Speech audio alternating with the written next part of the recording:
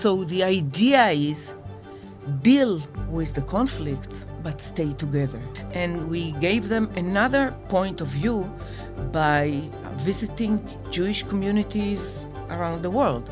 So to get to know how it works outside of Israel. We always think that we are the center of the world, and I, as a seventh generation born, until I was a colonel in the military, I've never met face-to-face foreign community outside of Israel. So welcome, Orit, to the show. Really excited to sit down with you and have this conversation. Thank you for inviting me. Before we get started, I just want to hear a little bit about you and also how you became to be the chairperson of Gesher and what Gesher is. Well, my name is Orit Adato.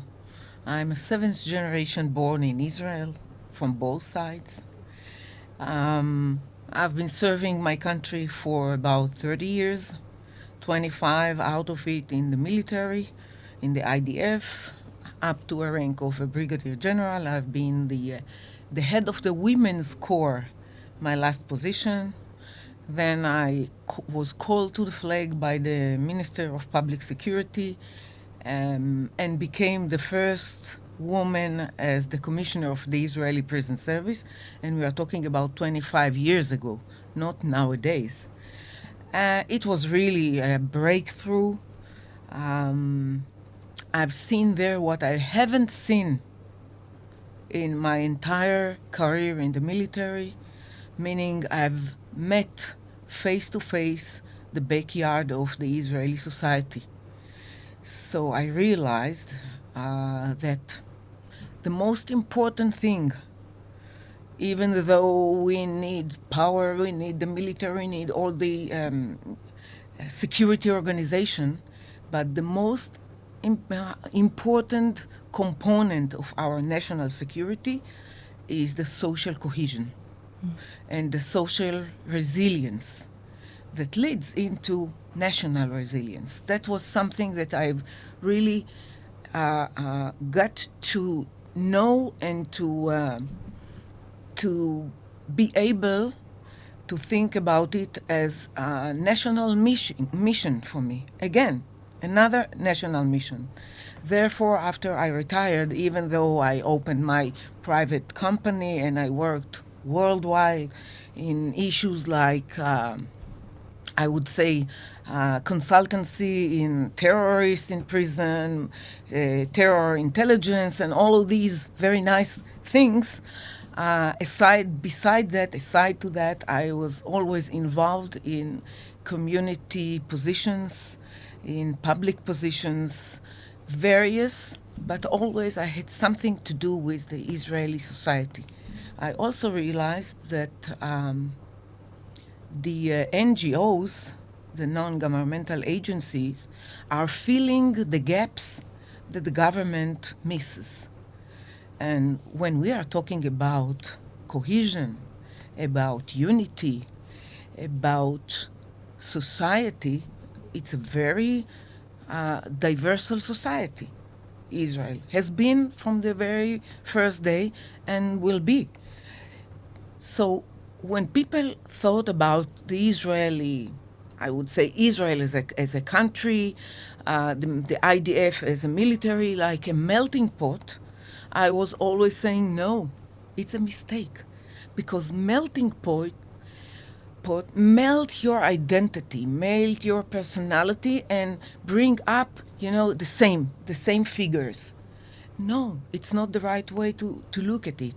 And I have children. Then they were young enough to know what they are playing with. And one of the games that I think is the best metaphor for it is the puzzle.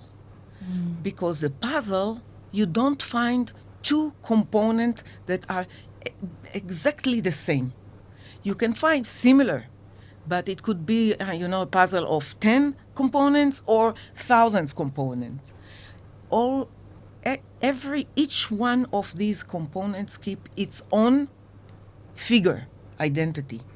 And the leadership is the ability to build from these components, a cohesion, a picture, a cohesive picture And when you go 2 steps backward, you don't see the differences, but you keep their identity, their personality, their tradition, their whatever they came with into that mission. So it was obvious for me to find a way to Gesher. I was the chairperson of Shutfut Alpine with the Jewish agency of Shoham, the place that I live, with the Jewry in Venezuela, which was different from other colleagues of mine in American For communities. sure, very different. Yeah, totally different. And then I finished that position, and there was a vacancy. And then I met Ilan Galdor, the CEO of Gesher, and he asked me, "Do you know about us?" I said, "Yeah, I know that you are dealing with kids, and you are also dealing a little with the cadets in the military." And he said, "Come, visit us." And I came. And since I came, I stayed for many years, changing my position, but for many years. So let's go into a little bit about what Gesher does. I mean, you kind of touched on it slightly just now, but I guess if you could describe it to people who are listening who maybe don't know or they haven't heard of it, what would you say that Gesher's day-to-day is like? I would say that Gesher has been established more than a jubilee before, 50 years, Wow. by a newcomer, Dr. Daniel Trooper, who believed then that the urgent need is to develop an Jewish and Israeli identity among youth, among teenagers. And for many years, it was meeting with religious and secular youth, dealing with each other, getting to know each other, realizing that the stereotypes are not as they thought before, etc., etc.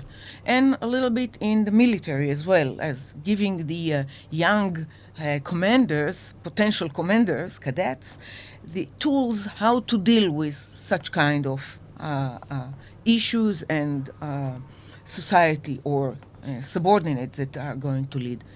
But during the years, it has changed. I can tell you that I stepped in and I said, okay, we are dealing with down top a little bit. But if you want to make a change and you want these meetings to influence, you need influential people as well. Don't leave that, of course. That's for the thousands. But we need champions as well. So we opened the Leadership Institute, which has now over 500 alumni, colleagues that are in amazing positions, and they are amazing people. Of course, the main idea was to engage secular, national religious, and ultra-Orthodox Haredim of all kinds, men and women, from the public security, from the private security, from the third security, and not security. Oh, I missed it. From the public service, from the business, and also from the NGOs all around Israel, and periphery and central and whatever. And with these people, we can influence. These people are spread out all over the country, and we haven't finished with it. We are maintaining that. We gave them the opportunity not only to meet with each other and to realize that they didn't have an opportunity to do it before, that they are discussing disputes, they are discussing conflicts, but they stay together. So the idea is deal with the conflicts, but stay together. That's the most important idea. And we gave them another point of view by visiting Jewish communities around the world. So to get to know how it works outside of Israel. We always think that we are the center of the world, and I, as a seventh generation born, until I was a colonel in the military, I've never met face-to-face a foreign community outside of Israel. when I met for the first time, it was at the U.S. With a group of Israelis. None of them was a military person. I was the only one. Then I realized what it really means. And that's what I've told you before. I knew that whatever I will be doing, there will be a part of it dealing with the Jewish people, with the diaspora, as we say. So after giving them the opportunity to know, to visit, to feel how Jewish leadership, various Jewish leadership is dealing with being a Jew, being a supporter of Israel or not, unaffiliated, all the range of them. When they come back, they realize this is something more than just looking at our, corners, just what we are doing here. So the Institute of Leadership is grown very much.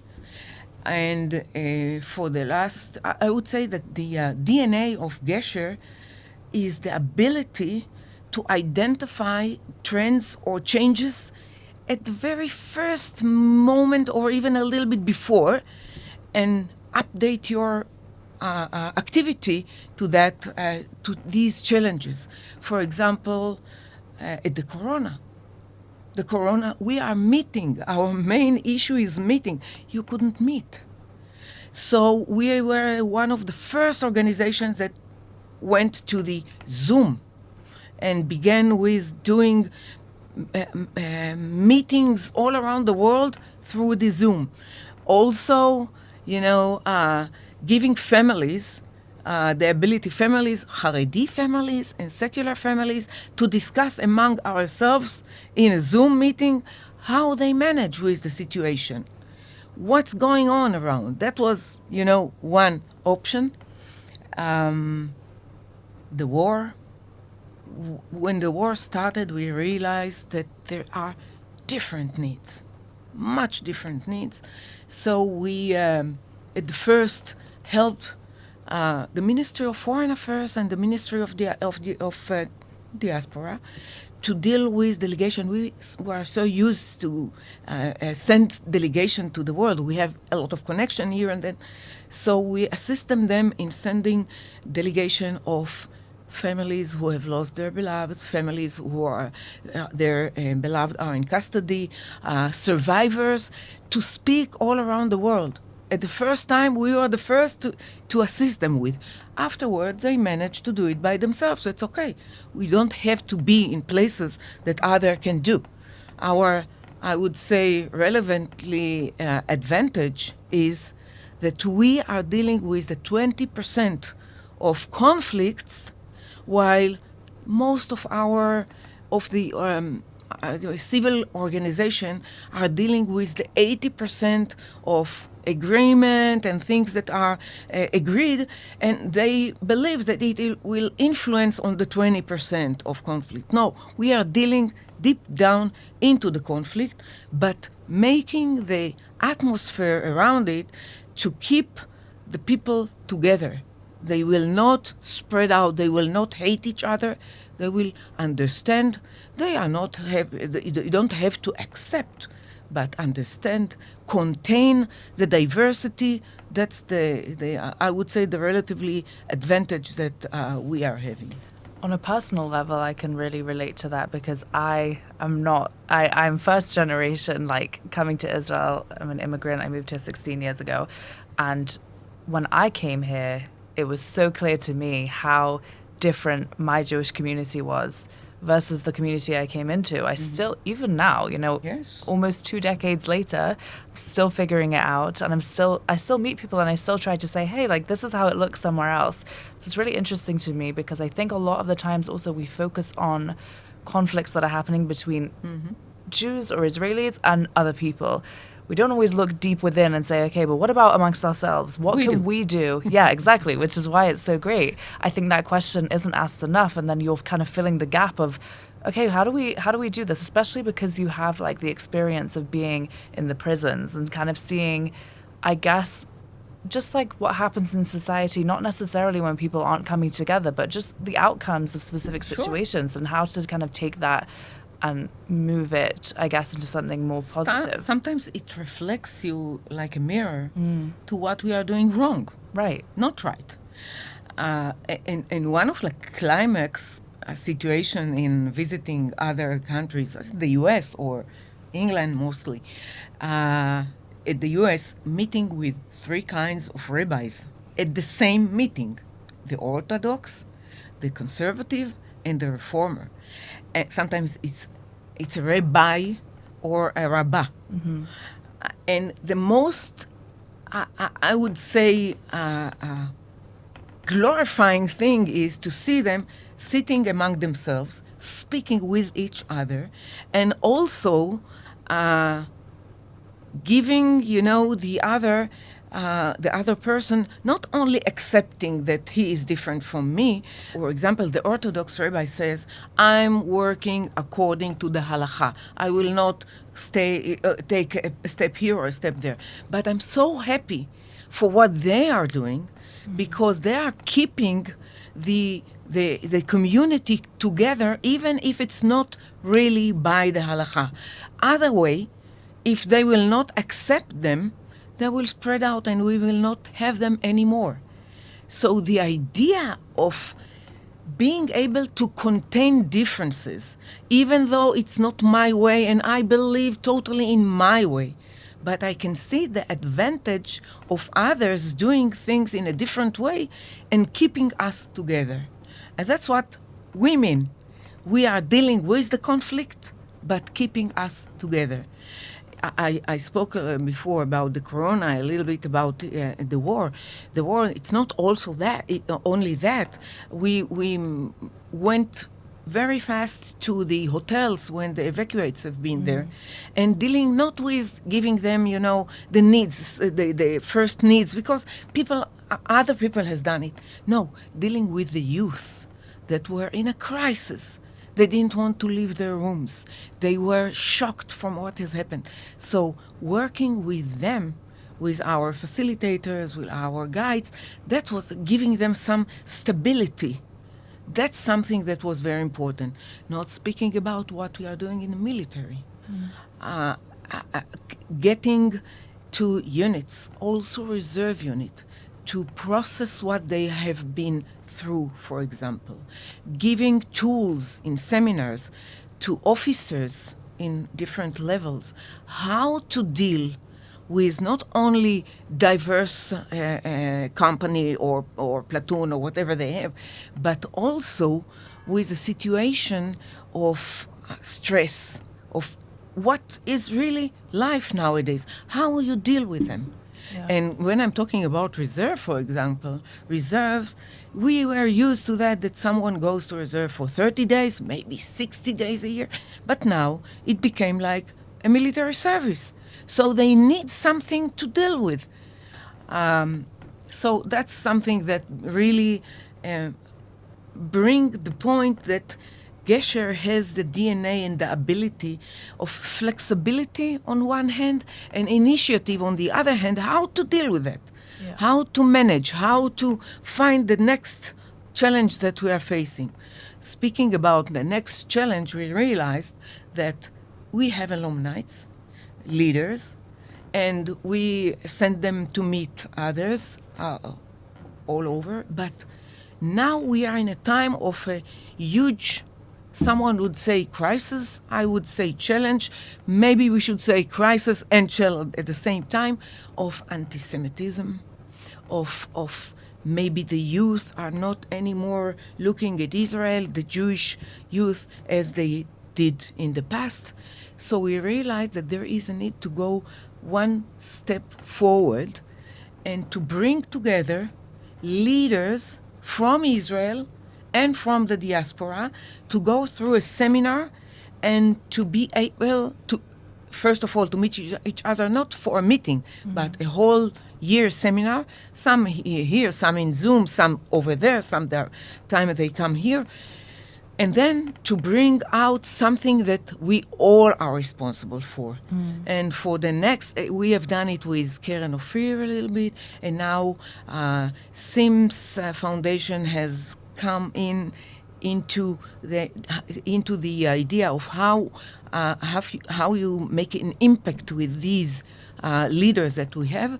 And I think that the next time it would be educational leaders, maybe communication leaders, network leaders, whatever.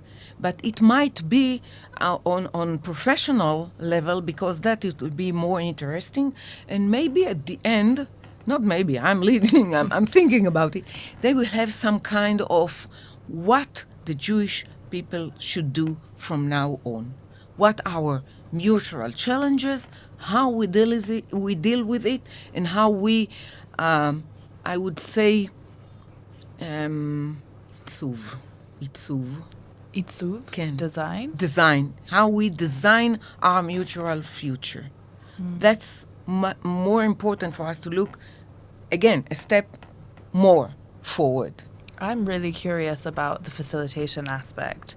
How do people train to be, facilitators in this? Especially because it sounds like, it's not just one group of people, one age range of people.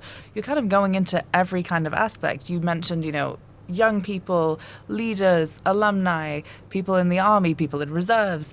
How are people equipped to kind of make these changes? I'm really interested in it because I think it's not easy and it's not a one size fits all. No, never one size fits all. The organization is built from various levels of people, of professionals. You have the manager of the departments for education, for example, and for the leadership, for example, and they have their own staff. And the staff that is being qualified and trained to deal with the military, they are being professional trained to work with the military, with the IDF.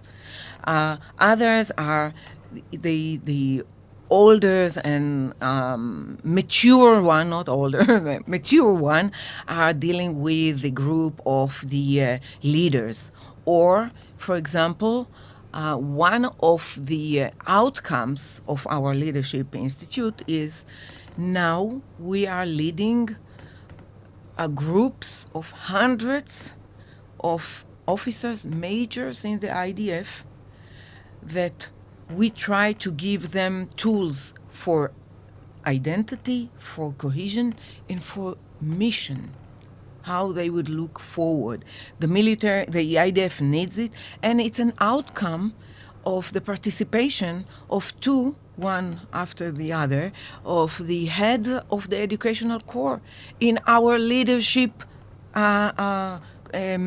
mission or leadership course, and the head of the education division in the educational corps. Meaning, when you touch the right people, and they realize what it is, what the options to enhance things or values and needs that they do have, they know that they can have it. On the level of school members, we have, facilitators every year. We recruit dozens of new facilitators. Some of them are students. Some of them have finished their bachelor or master or whatever. Some of them are working, part-time. It's not their only thing that they are doing. So, as I said, if you are looking at various people, you need various tutors, experts to deal with it. It's very true. I'm wondering if you can kind of tell me a little bit about the impact that you've seen these kinds of programs have. Also the leadership program, but also just in general. What are some examples maybe of things that you've seen where Gesher has really come and had a huge impact on either somebody's life or a group's life? I think what I told you just now is one of the huge impacts, because of the fact that the head of the educational corps has been experienced with the course and with the mission. When he got back, he realized that there is something that they are missing now.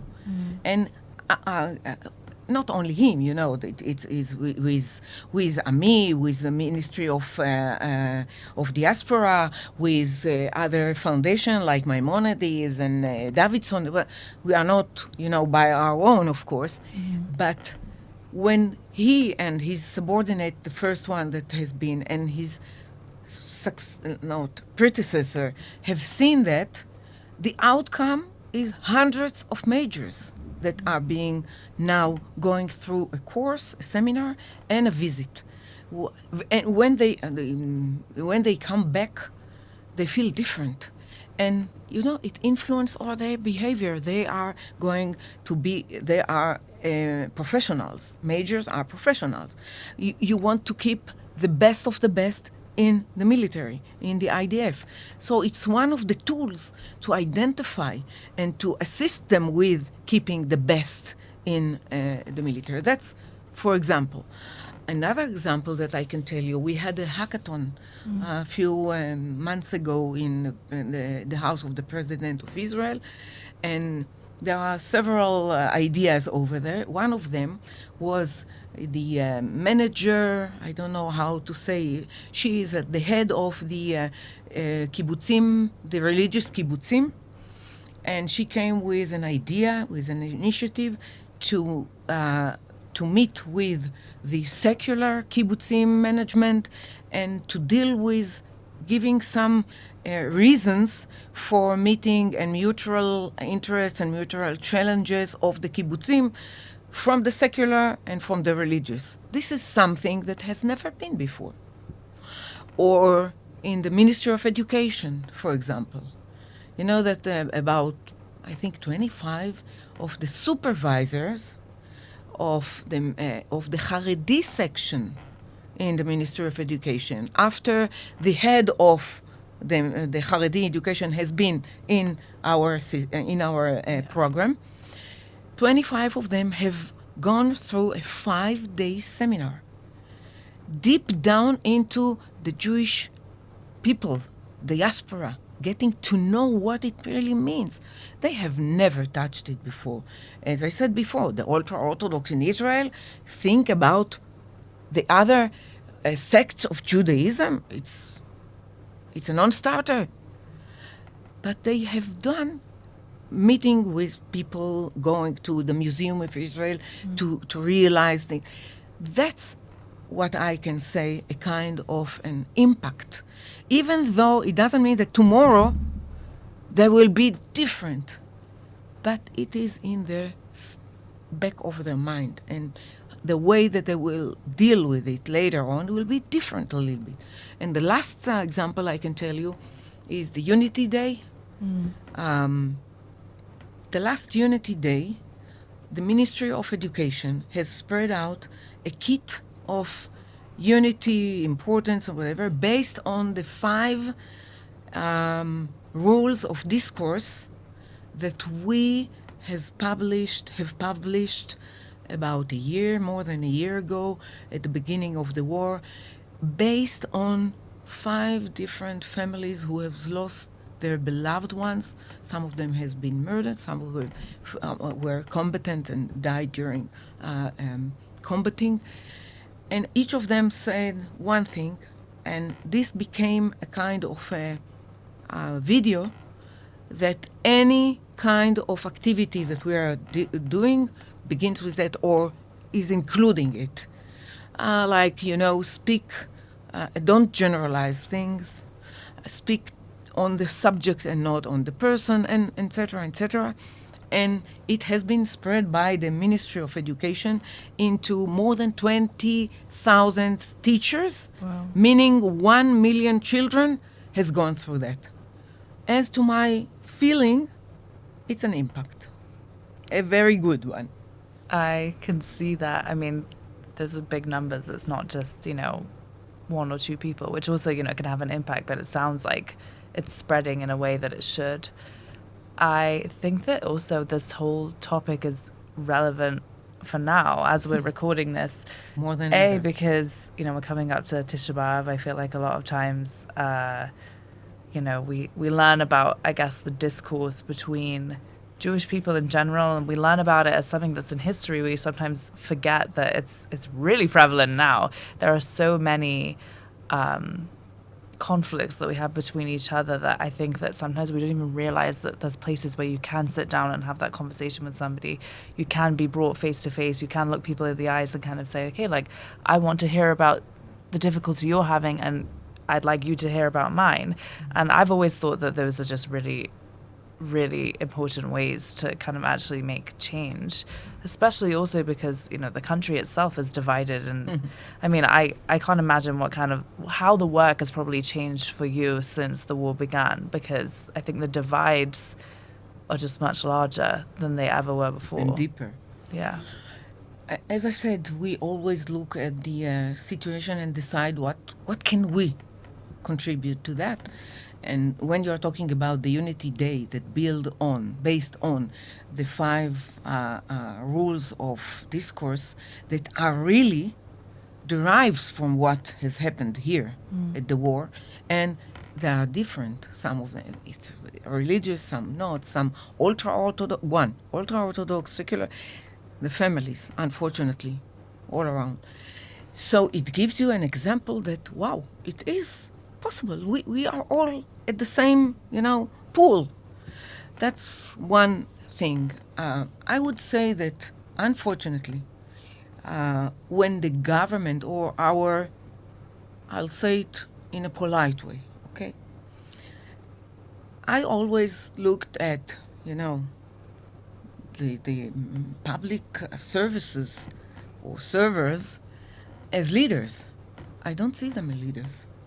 I can look at them now as a management, not more than that, because they don't contribute to the strength, to the resilience of the society.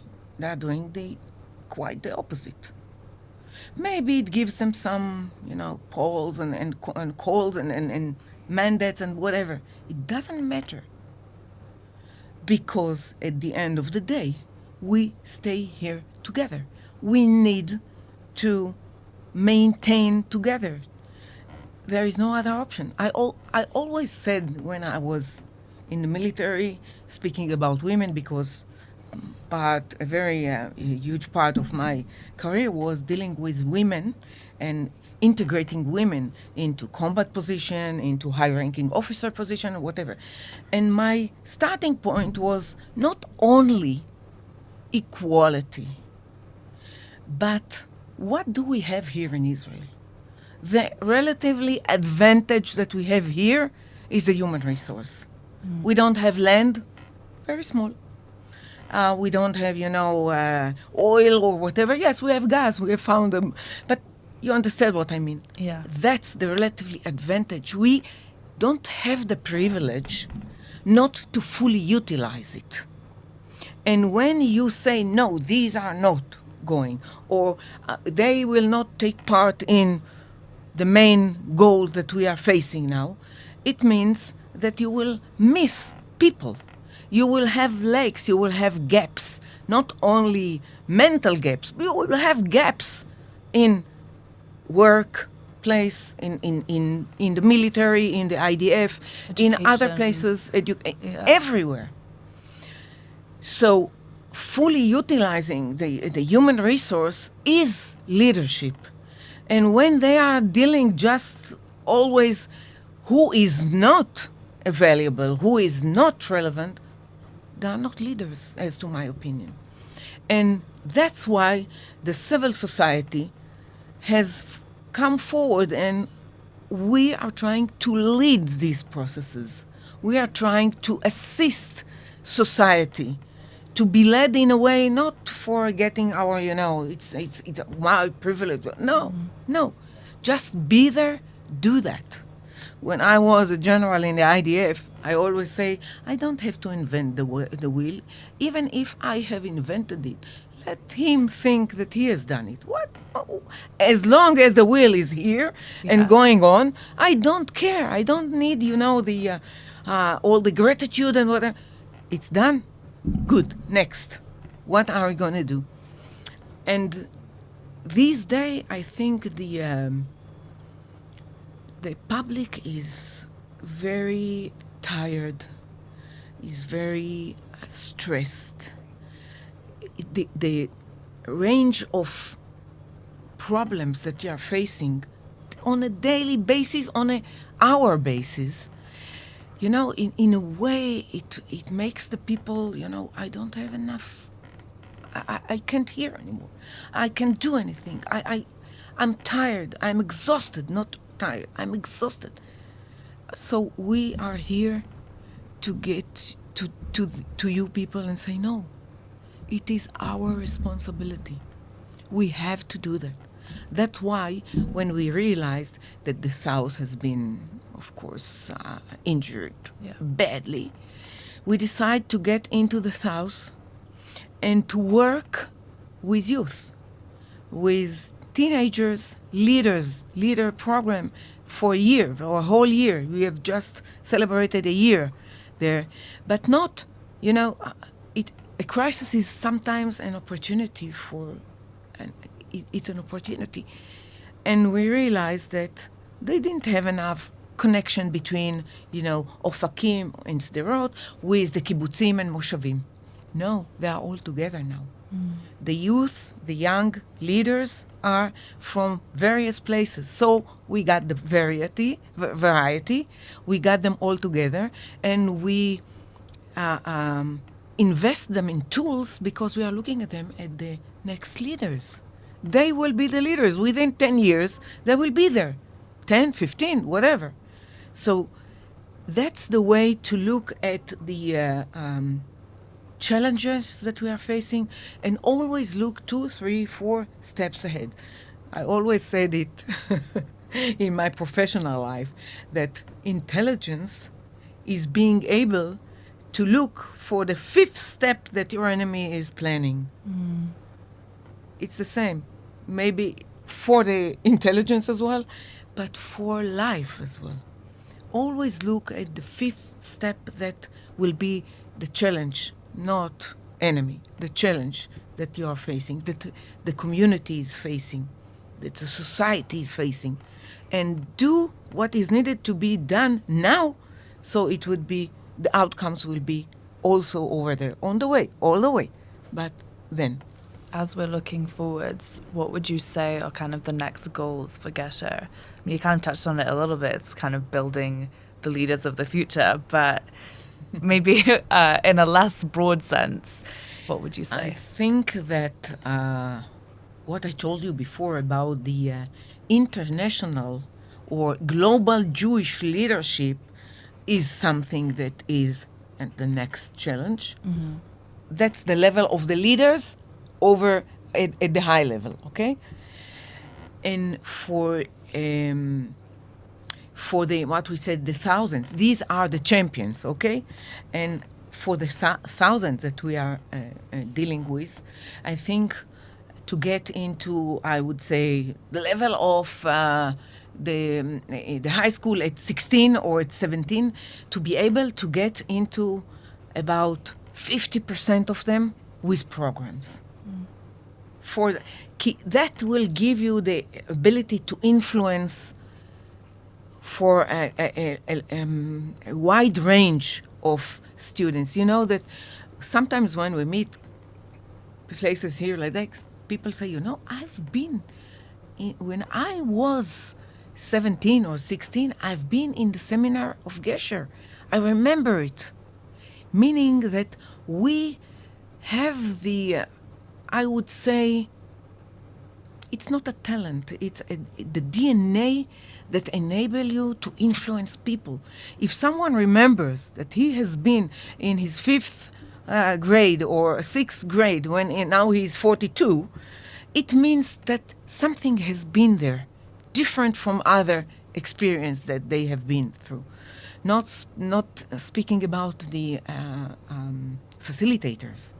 The facilitators that go, some of them are for a year, some of them are for more than, some of them finish there and go, maintain with their life. And then after 10 years comes and say, I want to do, maybe not facilitator, but to be a manager of a subject here and there. So we need to work with the champions and with the thousands. And I think we should be a kind, and we are working on it now, to be a kind of core of knowledge that will be available, accessible to whoever wants to know how you deal with with the question of cohesion, how you deal with a group of teenagers that you need for the Unity Day, how the kits of training, all of them should be open. So you will be the core of knowledge, and you will be generous. We will be generous to spread it and to give it to anyone who wants to do it. As long as it's being used, we won. Wow, that's really powerful. As we start to wrap up, I'm just wondering, for people who are listening who maybe have never been to a seminar, maybe they're interested after hearing this, what is sort of one thing, if you could kind of give it in one or two sentences, what do you try to instill in the people that take the seminars? What is something that you want them to get up after they've finished and leave the room with? What is the idea that you want them to leave with? First of all, I want them to get back dealing with themselves about their identity as Jews, as Israelis, in the wider way that they have done it before, their families, their community, whatever. And the second is what I'm going to do with this. It's not only what happened to me, it's the way that what I will bring to society after going through this program. Okay, well, thank you so much for coming on the show and for giving us your expertise and your insights on this. And I will put all the information that's relevant for Gesher in the description of the episode. So if people want to reach out, they want to join the seminars, they can. Okay. Thank you so much. You're welcome.